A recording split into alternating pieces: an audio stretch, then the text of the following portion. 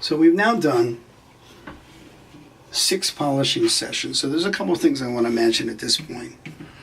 One is you are going to change rubbers and the fat inside at some point. You might change it even a couple of times. At a certain point they become clogged, dirty, filled with old shellac. So change out your cover and your interior material.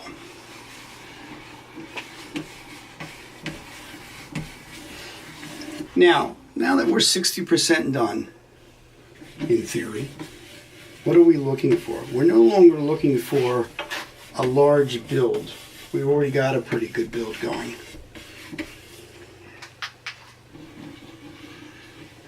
So we're looking at your workpiece very carefully.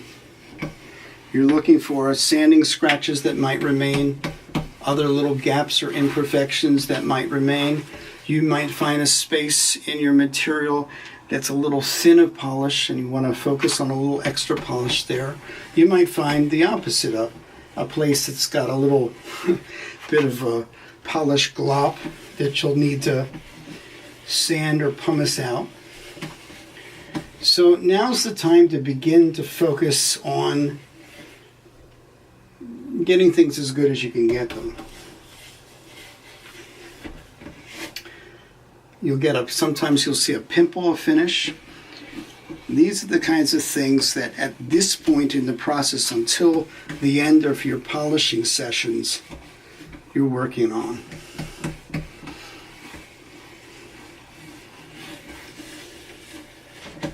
At the same time, you will get more build, but you're not necessarily focusing on just more polish anymore. You're focusing on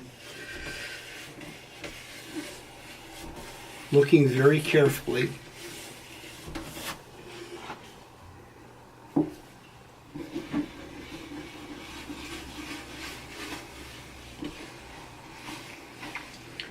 and finding what places you can improve or flat out fix, and possibly what places you're not going to get fixed, but mostly you can get things fixed.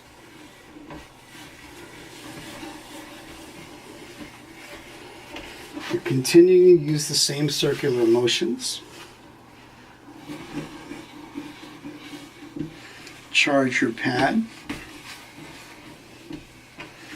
I don't tend to use a lot of shellac at this, second half of the process.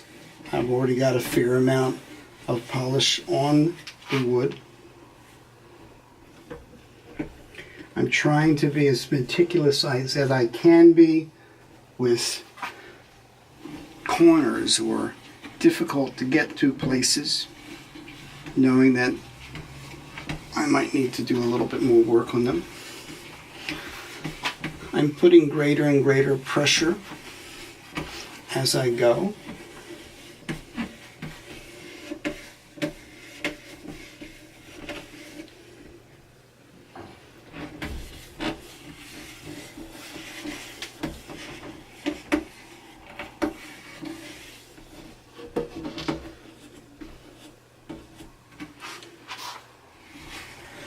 If there's sanding scratches, you can focus on trying to fill them. By now, most of my scratches are gone, but a couple still remain.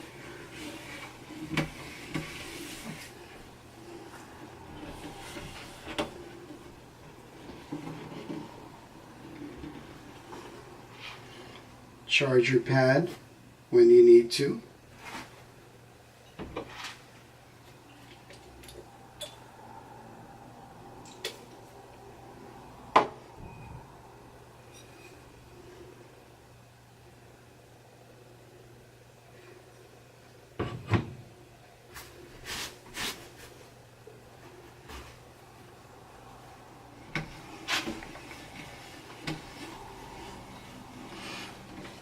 As an amateur, I tend to get some gaps between the binding